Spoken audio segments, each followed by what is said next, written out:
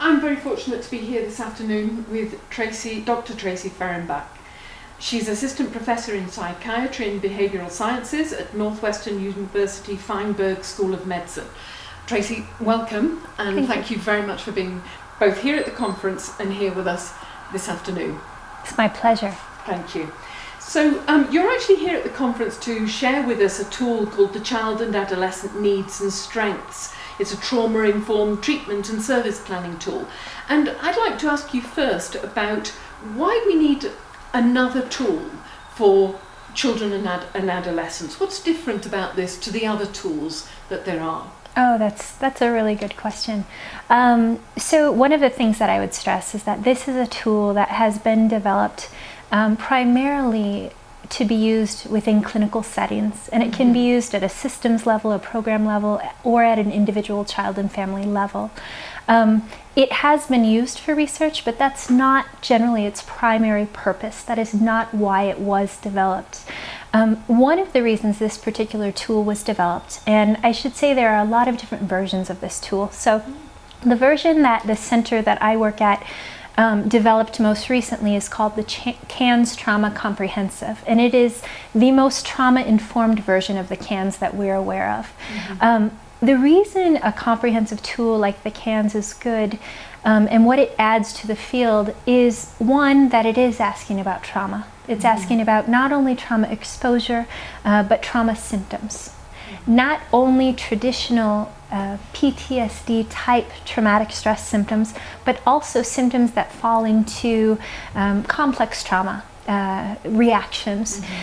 Another real, and I'll come back to that in a moment if I may. That would be interesting. But one of the additional real benefits of the CANS is that it also has an entire domain focused on the strengths of the child. And that so often gets overlooked when we do our work with children and families. Sometimes we have a barrage of tools that we want families to fill out at the beginning, but very often we're not including strengths. And by not including strengths from the beginning, not only do we sometimes fail to include the building of strengths throughout treatment, but I think that we potentially risk communicating hope to the children and families at the beginning and focusing entirely on the negative and the problems. We also miss out on a wealth of information that we can use and help families and children to use in their recovery process. Absolutely. So strengths not only should be paid attention to because we need to help build them, but when they're inexistent, we need to honor them and we need to use them. Absolutely. Yeah.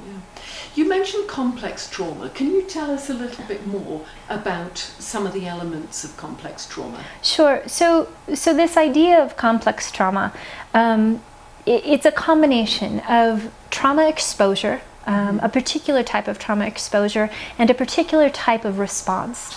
So until very recently, up until today, in fact, the only diagnosis we've had for children who are experiencing trauma is PTSD. PTSD was a diagnosis that came into the DSM starting in the 1980s. It was developed based on the reactions of soldiers coming back from Vietnam. Soon thereafter, it was tested out on adult rape survivors.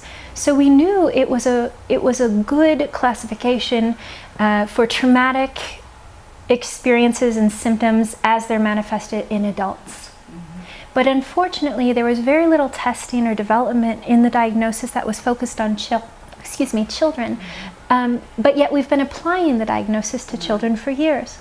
And what we've found over time is that there were children that were growing up in homes, being exposed to various types of interpersonal violence, sometimes caregiver-inflicted violence, that we knew were being impacted, at a neurobiological level, and in many other ways from the chaos and the traumatic environments they were growing up in, and yet they failed to meet diagnosis for PTSD. And what happens is when they're in our schools or our mental health systems or our child welfare systems, they end up carrying multiple diagnoses. Right. So they're labeled as bipolar disorder or ADHD or depressed or oppositional defiant disorder or some combination of those. And in my country, we need those diagnoses to reimburse treatment. Right. But those diagnoses also lead to medication. Right. So it's not uncommon for us to have very young children not only carrying multiple diagnoses, but also being medicated with multiple types of psychotropic medicines. There has been some research and a lot of clinical creativity and intuition that has gone into the development of this concept of complex trauma. So the exposure piece of complex trauma really says that we're talking about people, kids, who either were born into a traumatic or a violent situation and or began to be exposed to trauma early in their childhood. And this trauma is generally chronic over time. And it's generally more than one type of trauma happening. The additional piece that makes it fairly unique is that it's interpersonal in nature and oftentimes caregiver inflicted. So another interesting thing, perhaps, about PTSD is that it does not include neglect or changes in caregiving as a potential traumatic experience. Complex trauma, prevalent in many of our children. Absolutely, and complex trauma recognizes that as a very key component, because if a child is neglected during key periods of their development, then their ability to attach to others, to form trusting, healthy relationships in the future are going to be so incredibly impacted. So yeah, there are 7 or so domains of complex trauma. I can try and name them for you. Attachment is a big issue for kids who experience complex trauma symptoms. Biology, so there's a lot of physiological dysregulation, a lot of problems with sleep, sometimes with eating and children's ability to recognize when they're hungry or really be in tune with their bodies. That's thrown off. Affect regulation as well as behavioral regulation. So these kids are oftentimes emotionally very dysregulated. So they may go from 0 to 100 very quickly. In milliseconds. Exactly. Or they may walk around totally numb and not able to feel anything. Catatonic. Exactly. Behaviorally, they're very reactive. So if I'm feeling emotions that change that quickly, I'm oftentimes going to react in that way. We may see problems with motor development of younger kids.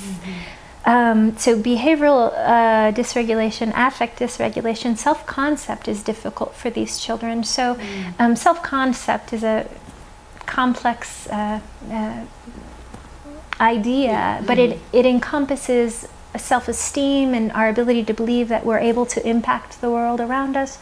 It also refers to our ability to see trauma as kind of one part of what's going on and not as totally defining us.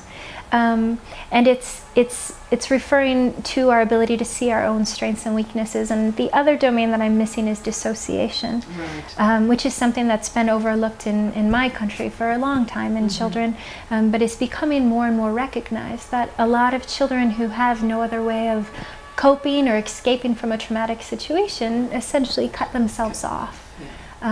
So yeah. Okay. And to go back specifically to the tool, because this is all extremely interesting, because the tool looks both at needs and strengths. And what I'm particularly interested in is that it's not just providing a diagnosis or an understanding, but it actually works towards service planning, treatment planning. That's right. That's absolutely right. It's not a diagnostic tool. That's not its purpose. So the way the scoring on the cans is set up is each item has 4 scoring options, 0, 1, 2, or 3. It's meant to be very simple. And as you go through the manual, for the version that I'm referring to, there are 110 different items. So 110 different areas of the child functioning, mental health symptoms, medical functioning that we're looking at. And the idea behind it is, on this rating scale, we do have an example in the manual of what a 1 would look like for this item, and a 2 and a 3, so it's a pretty thick manual. But what overrides these particular examples is really whether or not the child's need in this area requires any sort of intervention. Right. and to what degree it requires intervention. So is it something that just needs to be monitored? We need to keep an eye on it and make sure we don't forget about it? Is it something that needs some action and we need to plan to do something to address it in the near future? Or is it a great need, an immediate need that needs some intensive interaction? And that's the whole idea behind scoring the cans. Once you've got the cans scored, you then step back and you look at all of the 2s and all of the 3s, and you decide from there, what are my hypotheses about etiology? What does this tell me about diagnosis? But even more importantly, what does this mean for my treatment plan? And I have to mention, it's a really important piece that's been overlooked. The CANS is also developed to be very useful not only in treatment planning, but in partnering with the child and family. So the idea is to create a shared vision, so that the child and family have a sense of what's happening. So when I lay out these items and I take a look at all of the areas that are marked as 2 or 3, areas of needs, things we need to plan our treatment based on, before I make any plans, I'm sharing that with the child and the family, and I'm saying, this is what I think you've told me. So, I mean, it's incredibly interesting because it's both rigorous, has a practical purpose to it, and is participatory for the child and family, which I think is enormously important.